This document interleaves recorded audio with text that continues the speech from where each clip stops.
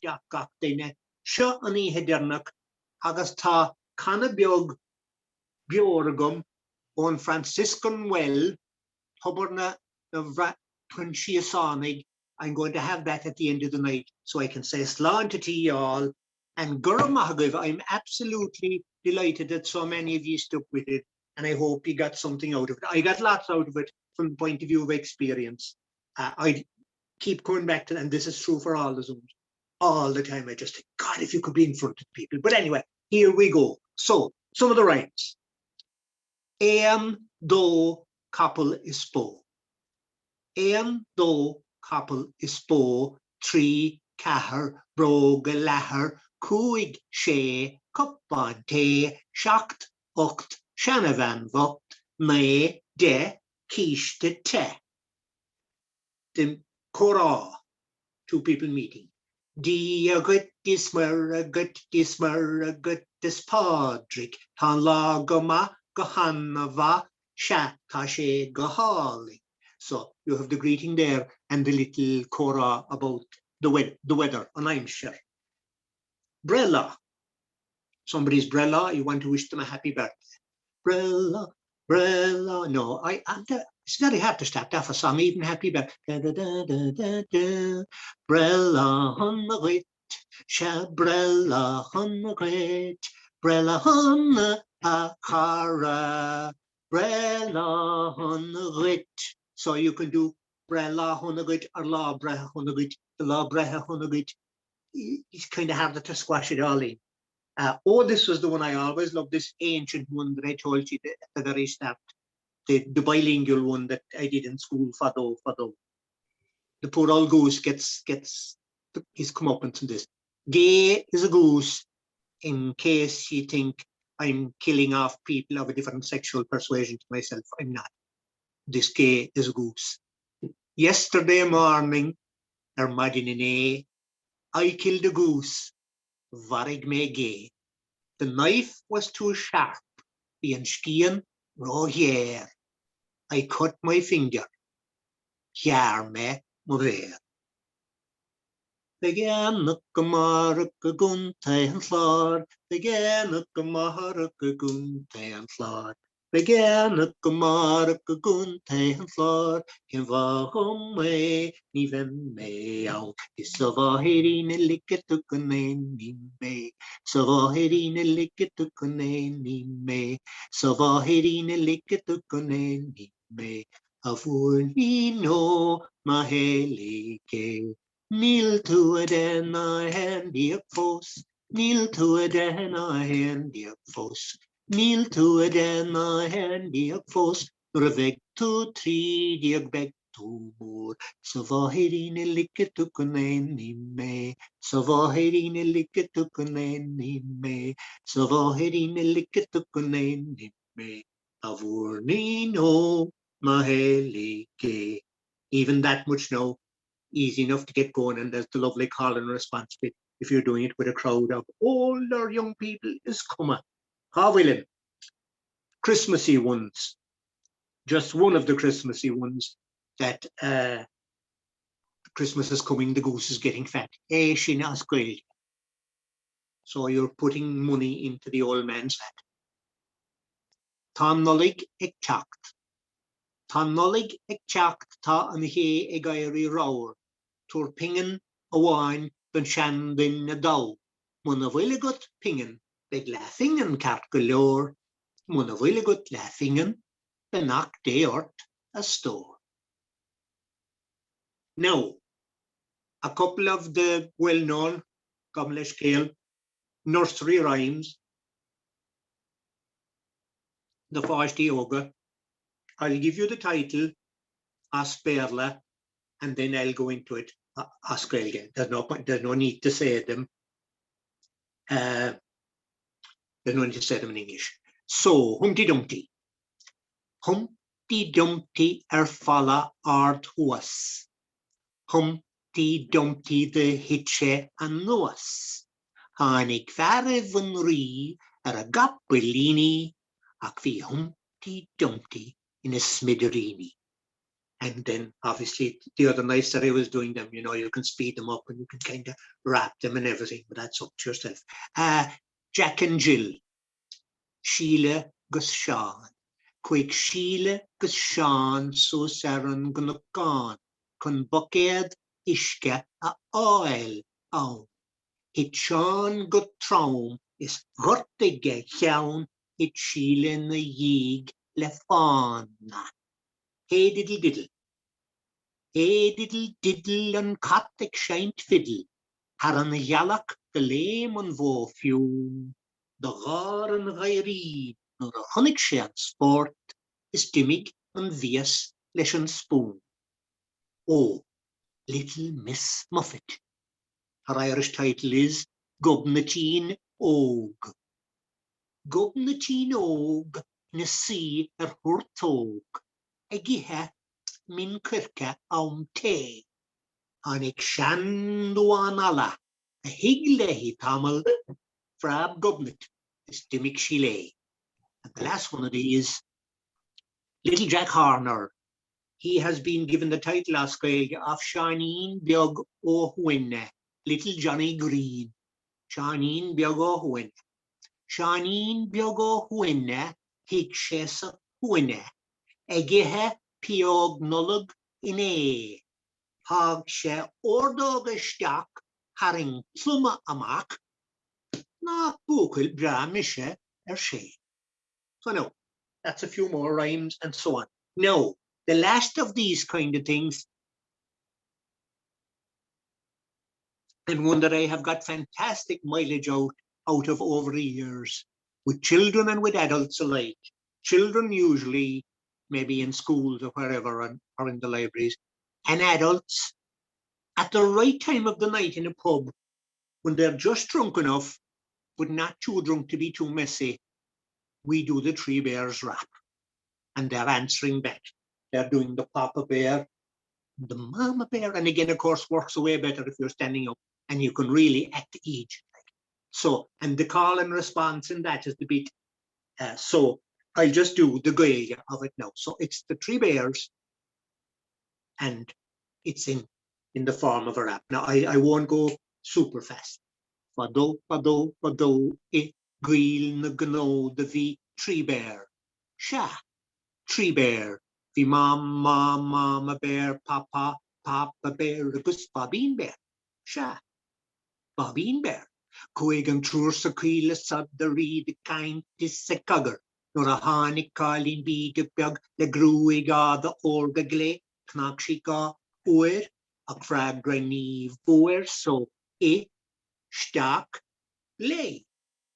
A rash leis na Tree Bear. Within eigen ag ihe ma lette sa papa bear, sa papa bear. Within eigen ag ihe ma lette sa mama bear, sa mama bear. Hey mama's dad eskeger at the Bobbeen Bear, vrishtin eigen macha here. Ah, within eigen in the sea macha here. Sa papa bear, sa papa bear. Within eigen in see macho here, sa mama bear, sa mama bear. Hey mama's dad eskeger at the Bobbeen Bear, vrishtin eigen macha here.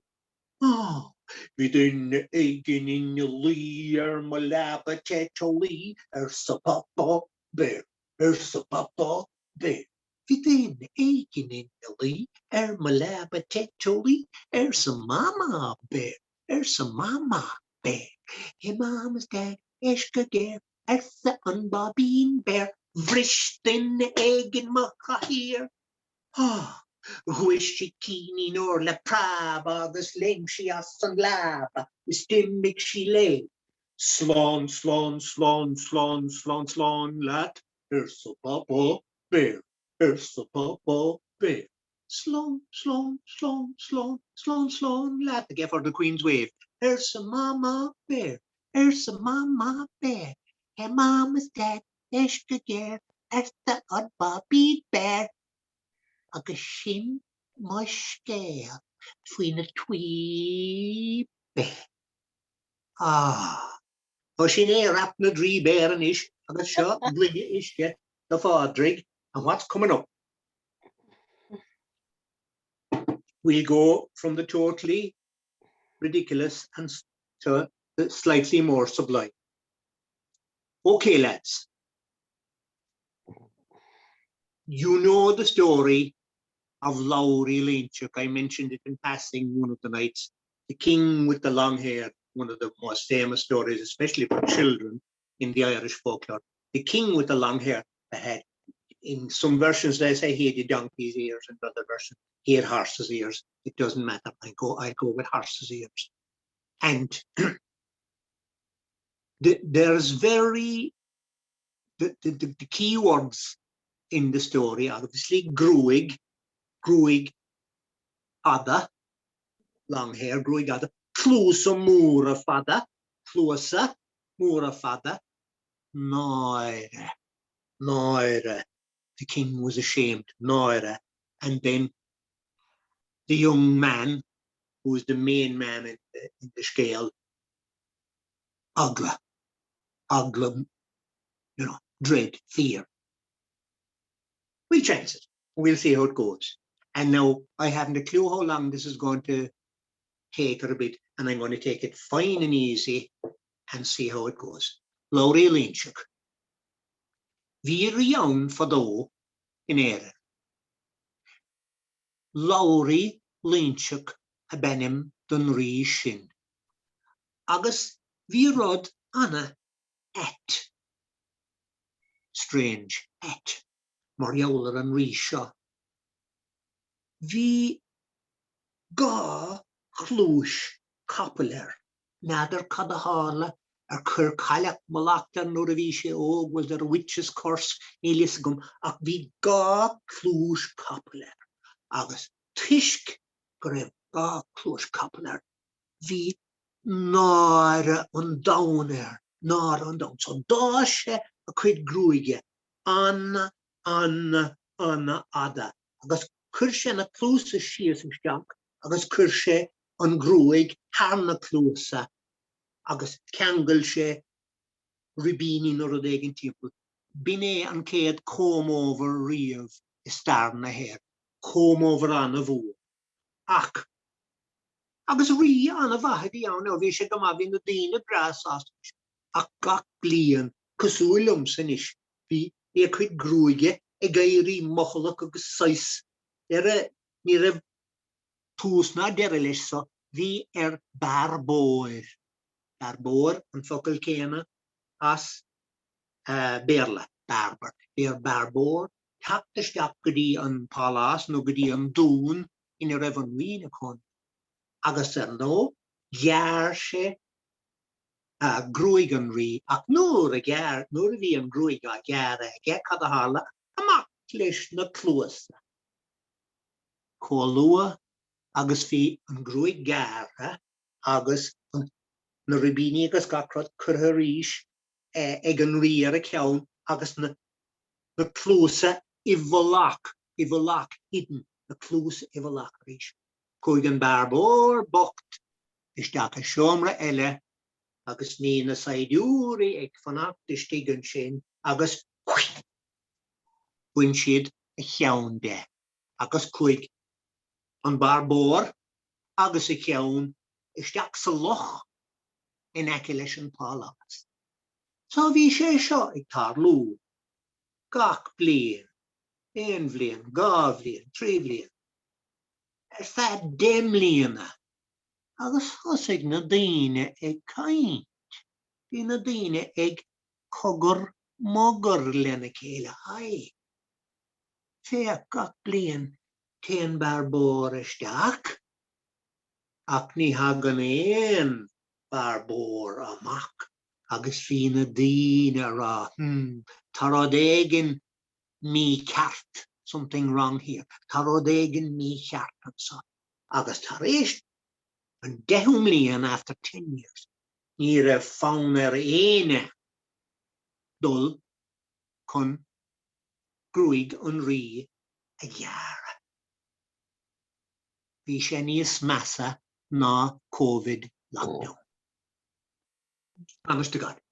But anyway, Henri was the boss, so chuir sé fógramach. Feig duine éigean chun mo chuid gruige a gheara. Is cumlam sa feig duine éigean, get somebody. So quick siad síos go dtí an Sráid Bhaile, the village, agus rug siad ar leadó chuig bliana déag dich, teenager. Agus thóg siad é, ógnas éadúirí agus dúirt siad leis, caithfidh tú grúig an rí a gheara agus an nó bhí agla ar an mócail mar de hégan bócail seo deire lumsa. This is the end of me, mar ní hagan éon barbór amach. No barber ever comes back out. Ach bhí maithar an bhócaile sa Sráid Bhaile comá. Agus chuid sí suas leis na saidúirí, agus dúirt sí ná tóg mo bhac. Ná tóg mo bhac. Ná tóg mo bhac. Do not take my son. Ná tóg mo bhac. Níle gumsa ach é. I only have it. Níle gumsa. Sé mo gawan go léir. Is my whole world. Agus hosig sí ag gol, agus ag cuine, agus ag sciadaíl, agus chuig sí os cór an rí féin, agus chuig sí síos ar an uair lád, agus dúirt sí a rí. Led a hoil, ná tóg mo bhac, brisig tú mo crí. Agus don céadúr stop an rí. Agus a hánig bróner, agus dúirt sé leis an man. Ceart go leor, ní bharóig mé de bhac. I will not kill your son. Chuig siad isteach sa seomra room, the secret room, so no one else, not even the saidúirí, ní a bhisacha faoin na clúsa seo. Agus an bócail óg sé an corón, den rí, agus óg sé an sa scarf nó péro a bhí timpeall agus an sin. Hosig sé ag cíara. A cíara is combing, cíara is a comb. Hosig sé ag cíara na grúige amach leis na clúsa. No, ceapfa. Godos náfa a gara. But ní bheitfa a gara if you thought your head was going to be cut off. So don an bócail an a ciúin. Agus hánig agla anna bhór san rí, éist lumanis. Command do bhéal dúnta. Ná hinis maroon de éon duine. Bio nó marab. Ná hinis maroon. Roon is a secret. Ná hinis maroon. Don't tell my secret le héan duine to anybody. Ní éirigh me é. Geall siad I pledge my word. Geall siad san bócail óg. Gear sé an grúig, chuir sé na clúsa ar neis, chuir sé an scarf timpeall agus ceangail sé, agus chuir sé an corón cheann an rí. Agus nuair a bhí sé dul amach an doras, chuir an rí láfsús agus dhéann sé sin agus san bócail. So, hí bargain déantacoil lena céile. Bhí a ocail tucaige, he'd given his word. Agus don céadúr le blianta fada nuair a chuig sé isteach sa seomra eile, bhí ordatha nua, new orders ag na saidúirí. Níor bhraigh siad doscail siad an doras, agus chuig an bócail amach, agus chuig sé a bhaile go dtí an bháthair. Agus bhí áthas san domhan ar an bháthair. San domhan ó buirgus le dia. Tá a bhac slán. Slán means safe. Nuair atá tú rá slán leat, the Irish goodbye kind of means may you go safe. Slán leat. So tá a bhac slán, my son is safe. Ach, tar éis tá a lí. Tar éis seachtaine after about a week. Hosig rodatic tarlu. Bhí an bócail anna ciúin. Agus bhí sé, bhí cuma brónachar, he looked sad. Agus bhí cuma bóra he looked worried. Agus ní raibh sé I gceart He wasn't eating properly. Agus lean sé seo a raig, tar éis míosa, ní raibh sé ag githe písíní beaga, ní raibh sé ag siúl amach, bhí sé ag fanacht a stig. Bhí sé ag fanacht sa leaba, staying in bed. Bhí an bháthar anna bhóra, ní raibh an bhac ar fónamh. The son was not well, agus bhí sé ag éiríneas massa. As time went on, he was getting worse. Fuiara, gréig an bháthir an dochtúr an drí de druid. Agus chuig an drí isteach sa teach, agus déach sé an mócail, agus tá leabhar sé leis, níor oscail an bócail a bheith. Chuig an drí amach, agus gléig sé an bháthar. Tháinig an bháthar isteach. So níos tá an bháthar, an bhac, agus an drí. The mom, the son, and the druid. San drí. Tá rún istig ina cheann ag an mócail seo. Agus tá rún aige istig ina crí, a secret in his heart. Agus tá an rún seo ag gluúint go trám ar. But traum is heavily. It is weighing heavily. Ní féidirlum é rá san bócail. I'm not allowed to tell it. Ní féidirlum é rá le héine. Ná inis de rún le héine san drí. Ach ceir isteach sa cuil into the wood. Agus an céad crown darach. Go ducha tú the first oak tree that you find.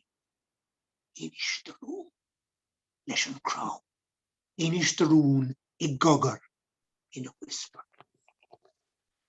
Ceart glór san bócail. Gaeilge mé sin, and he was happy. He wouldn't be breaking his word, telling the secret to a tree. Gimmick sé.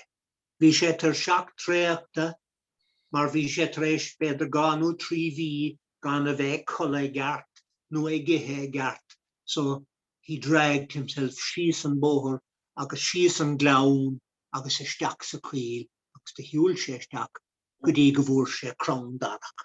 Oh, yeah.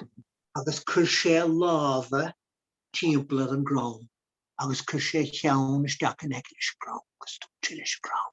I gogor in a whisper. Tá gá clúis capal ar labhraí léiteach. Tá gá clúis capal ar labhraí rí. Labhraí the king has 2 horses' ears. Agus cólua, agus a dúirte an rún, as soon as he let the secret go, bhreise, I bhfad níos fearr, ar an dirt, straight away. Bhí an tólach imethe, the weight was gone from him.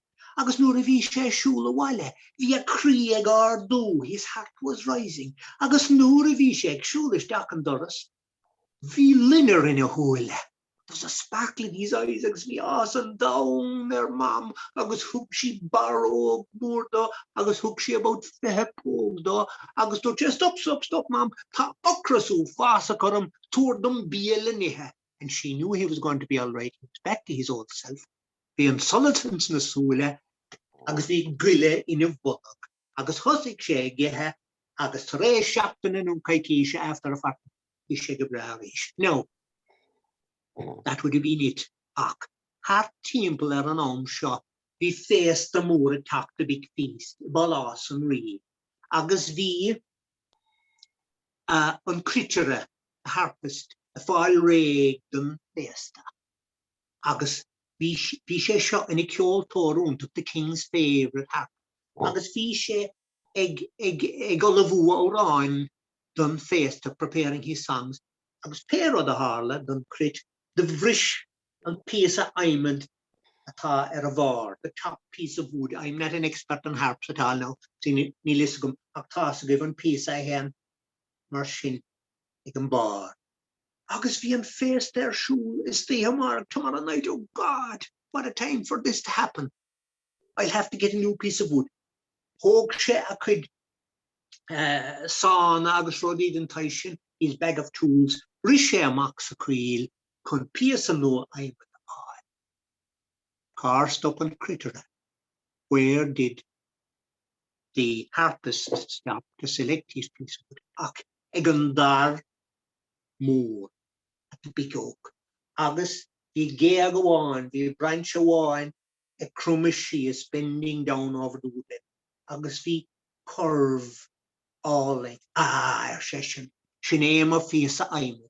The year she Kursheach in the valley, agus the rishe wale, agus kashe an log a leer a golavu, agus a gierigan, critical national kele, Kursheach and piece aimen, agus an shin Kurshen a shrangen a galer, Stock, agus the yenche either Hannah, he tightened up the strings, ak near of omige, trio of intas. He just barely had it done in time for the King's feast, mar eshen of Kerfáilte with Nadine. He was the one who played the welcoming tunes before the feast, and this had been going on for years. So he was up on a kind of a mini throne, vi an ardon son, agus vi Nadine galere tapesteach, agus vi the sea sheet, board more fad agus bí agus tucht agus agus gachtaine the brass aston mar being an fest a shog go hunta go. Brighter Samri, file to roll, Agrina Uishle, my loyal subjects, file to roll a stack, but he fast on the Blianasa, fast on Arig, the spring feast. Agus an ish, con file to Cart a Corroiv, Dwehemer, Carmuck, and Crittera, Coupla, Tune, Coupla Pert, agus Coupla Auran, Ara. At galore, there's a curve. Agus the engine, bit of tuning up. Agus vi sé reg con Auran Ara. Ag nuair vi intro on Auran a hinnemige on the strings and the shrangana. Hosig go driachta, a magic voice. It talked the mock as an crit vein. Not the harp itself. God driachta, agus coola gachtaine istig sahala an crit ekana. God lois capeler laur ileja.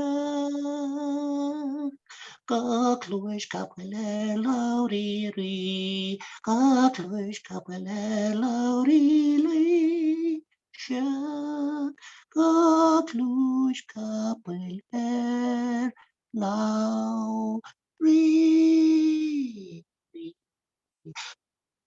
Stop.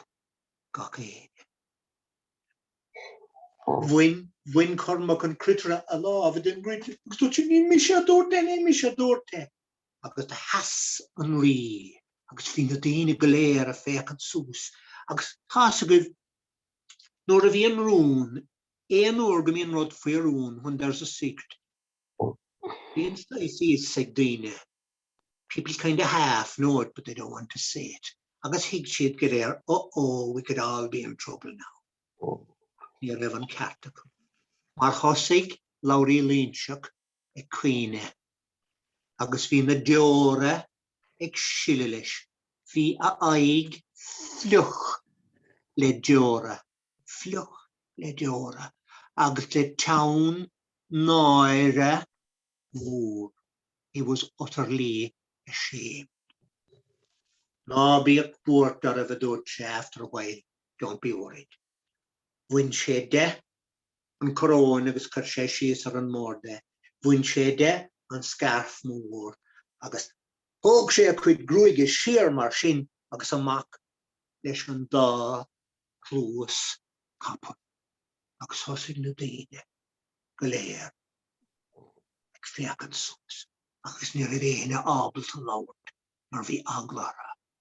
Agus the Hass, Lowry, agus tuache. Ta broon an a voror. Gaf me le scale a green maha, good people. Ta bronorum, ta narorum.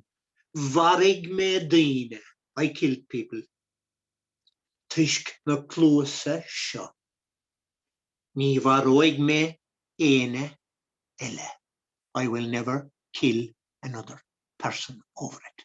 Agus cosúil leis an critere earlier on, bhreise an túlach, bhreise níos éadrime. He felt lighter, istigine crí. Agus thosaigh sé ag mean go gáire, agus thóg sé suas an glunne mór fianna, agus scuil sé mac na clósa. Anis a dúirt sé, ceol, deoch, agus bia, sláinte. Agus sin scéal, lórí líteach, agus an dá clúis, capal. So now, he listen conas mara dairig lishin, but I think you're proving that, especially like I said, if you could be standing out in front of people, it would carry. You'd have far more even method of showing the story as well as telling it. So, like a lot of storytelling is in the how you use your voice and how you use obviously your face and your body as well. It's just like acting out the story. So shin and dá clúis couple, and like there are so many holes you could pick in that story if you want to, but that's the way with a lot of stories. That's usually true about a load of modern day films as well. But a lot of times for a film or for a good story or for a play, like I said other nights, you go with the Gaeilge. Gaeilge means pretending. You go with the Gaeilge. Now, Tan Cunan Quinil Lassa. Lasson Quinil. On Quinil. This is a little bit, no, not a little bit, a good bit out of time now. But our good friend Orla, who attended most of these classes, in spite of the fact that she was up in Dublin tending to her dying mother, Phil McGovern, and that's a hard time. And if she's not with us tonight, I don't think she is, but I'm glad this will be recorded. And I was trying to think, because Nicole had messaged me the last night, would I mention it? And I briefly mentioned it the last night, but would I dedicate a story to her? And I am going to dedicate this to her now. It's a Christmas poem. But the reason I want to dedicate it to Orla's mother, Phil, is that the message of this poem, the thinking behind this poem, I quenched the candle, I'll light it again. That's what comes with explosive words when you're speaking too close to a candle. But the thinking behind this poem, whether you're a Christian or not, a lot of people are, or a lot of people were reared as Christians and maybe half give it up. But the lovely old Irish custom, I'm keeping the candle away from me, notice that, the lovely old Irish custom that I mentioned in one of my nights about Ihanullag, you light the candle, and the candle is welcoming, is a sign of welcome for Mary and Joseph, and particularly the baby Jesus. And to me, still, the essence of the Christmas story is one of the most beautiful things. I love the crib. I love just the whole idea of it. It kind of takes me back to my childhood in a lovely way. And I just love the idea that as we were told as children, that there would be a candle lighting in all the windows of all the houses in Ireland, just in case the couple were passing by and the heavily pregnant woman, Mary, needed a place to stay. She would be welcome in our house, and the baby, what a pleasure it would be for that special baby to be born there. So what I'm going to do is, this is a poem, a gorgeous poem, written in the Irish language by a fantastic poet called Máire Vakatí. And the key, I have translated it then. I hope I'll remember it now, but I'll do my best. I'm not worried if I don't. Like I said, this is good. But I want to dedicate it to Phil and to anybody, and kind of light their way into wherever is the next place after we leave this one, and offer the light of condolence to my good friend Orla. So, Ihanolog, le Mara Vakati, le Queen le Nanangel, Tan Spare mo Braca, Ta Fiacil an Taka, Sagoe on Gluck, Adigantine, Ester Kuna Lapan, Lihig Mac Day, Tiksha, Noct. Foggy Gundoras, Laha in a Huide, an Vaid and a Hukik, is a near a hocht. Jonig Skian Voher, a ligint of Vora, Lihig Mac Day, Tiksha, Noct. Be Queenle Lassa, I Gikshin the Hiachta, Coiru gan Quile, Bea Gastuch, the Shanaha Ola, the Shanaha Shiada, a Lihig Mac Day, Tiksha, Noct. I've translated it into the Queen's English, and you'll get then. That's why I didn't give you the keywords at the start. And as I explained a couple of weeks ago, Ihanolog in Irish doesn't mean Christmas night, it means Christmas Eve, the night before Christmas. Ihanolog. With the candles of angels, the night sky is dotted. The frost shows its teeth in the wind from the hill. Stoke up the fire and retire to your slumber. Tonight, God's own Son in our house will lie still. Leave the front door unlocked for the visit of the maid with the babe at her breast lying still. Rest with us from your journey a little while, Mary. Tonight, God's own Son in our house will lie still.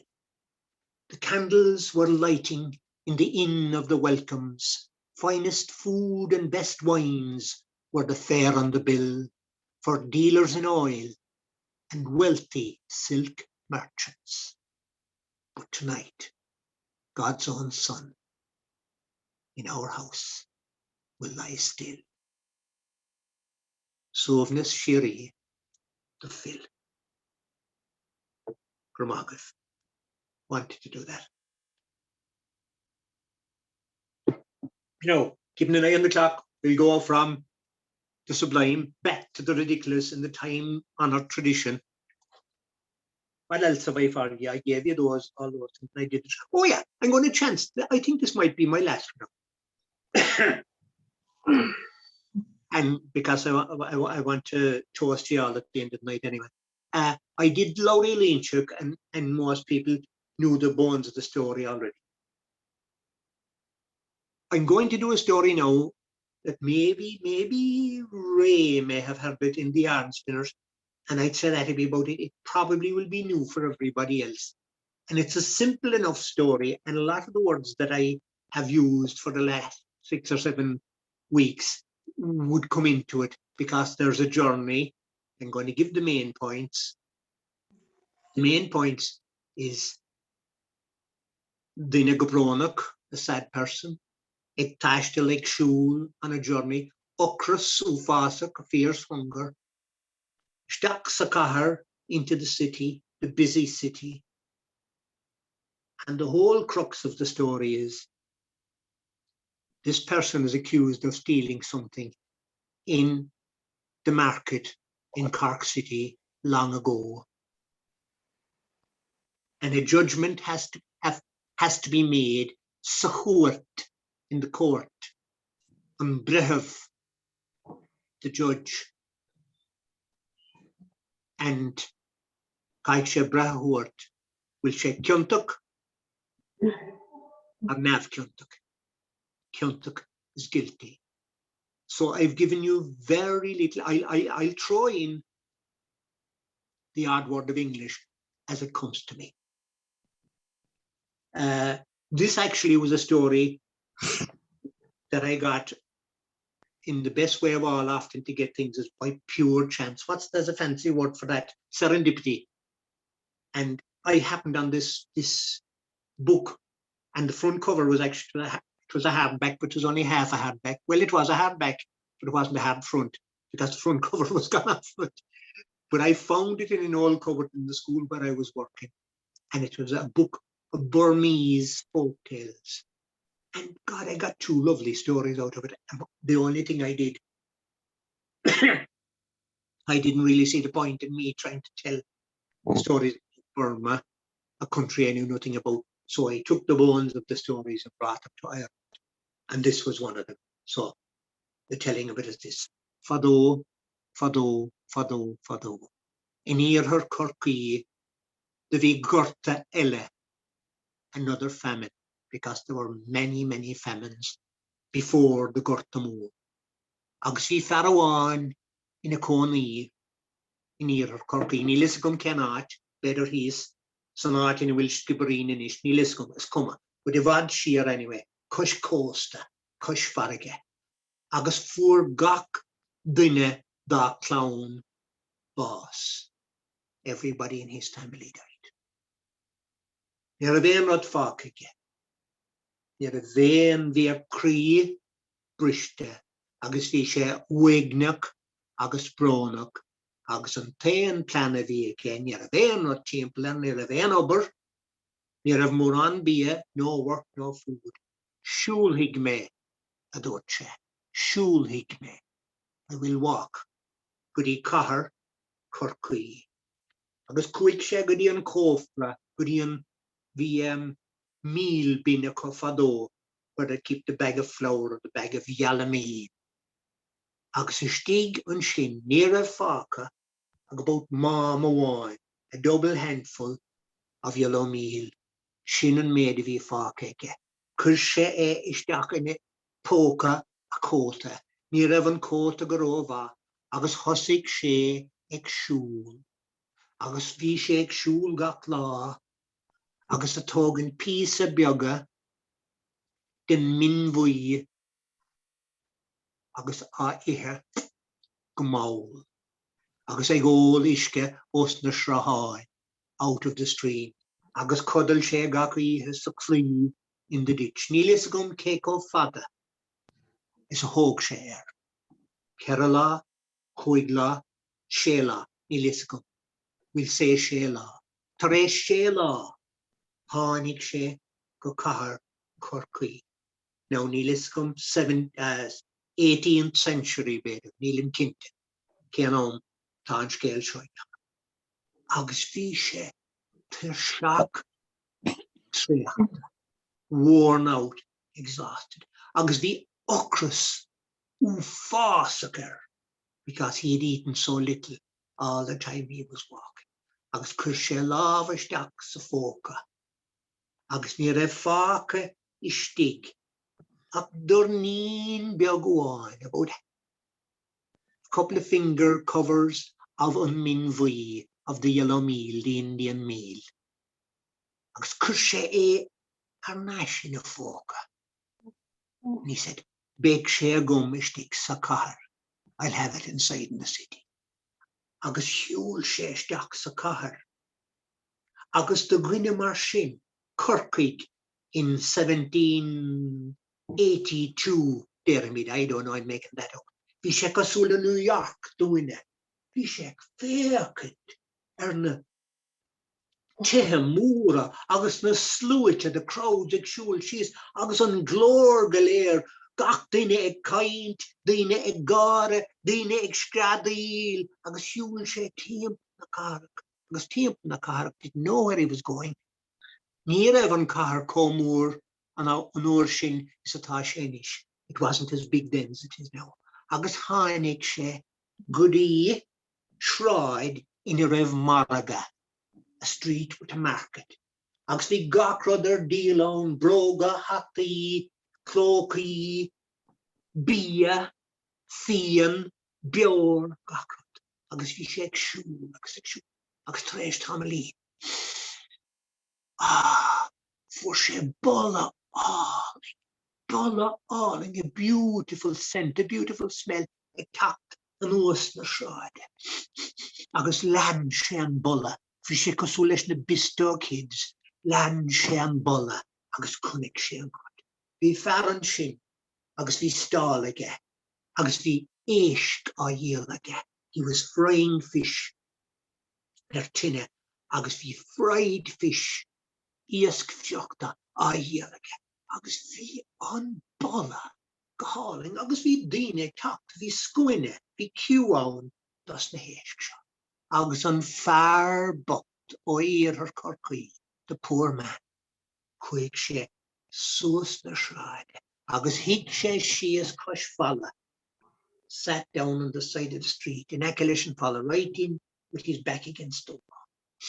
Agus fi sé buint sult as an bulla, agus cur sé a láv, isteach in a fóca, and he took out the meager remains of the min vui. And he started taking it in a small pishini biogabidaka. Agus hosig sé egihe gamaul slowly. Agus nur a vi sé egihe run sé huile. Agus vi sé glak an bulla isteach. He was taking in the smell of the fish. Agus vi sé elegantär. He was pretending that he is meager ration of meat was a gorgeous fish dinner. Agus vi sé bring load, dreaming. The next thing, Bear Grimer, he was caught by 2 constables. Agus Togake was corner court straight away. The man that was selling the fish, far sever, a bit of a snob. Agus quick sé stacks a court, far more. He was a big merchant in the city. Agus he interrupted the court to stort sé leis an brehev leis an justice. Judge, emergency case on shop. This man here, vi sé a good rodegen uim sé. He stole something from me without my permission.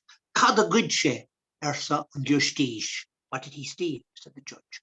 Agus dúirt an fish merchant. The good sé bulla na héisc. He stole the smell of my fish. Gan cad without permission. Agus gach duine is court flip dope. How can he blame the poor man for that? And the thing was, the rich merchant didn't want this raggedy, bony, thin man. Enake leis an áit. He was afraid he'd be frightening away his good customers. And he just got angry and he acted impulsively. And the judge, or an justice, a law of sus, agus tógse, aber luman scéal a ríis go mau. Agus an chin, déan hic me bre. Tell me the story again slowly, then I'll give my judgment. So dúirt an fish merchant at scéal, an fear bocht seo, no permission to come near my stall, hic sé sias, agus vi sé ag buint tanmh. He was enjoying vi sé ag buint tanmh as bulla na héisc. So he stole the smell of my fish. Right, there's an justice. Tá an scéal cluiste go, agus seo é ma bhre. Green pinos, green fianóil a fine, of a flarin an fear seo. Back to the court, the judge. He's got it all. How can he find that poor man? A florin and a florin. It may as well have been £1 million. Near a pingin. Egan var bocht. House and far bocht. The lana solar. Agus vi sé mar seo féchan sús. Vi sé cappa go meic sé ag dul isteach. So presume. The poor man thought he was headed for prison. And the rich merchant. Vi sé ag man go gáile. Agus vi áhasar. And he was stretching himself and swaggering at the top of the court.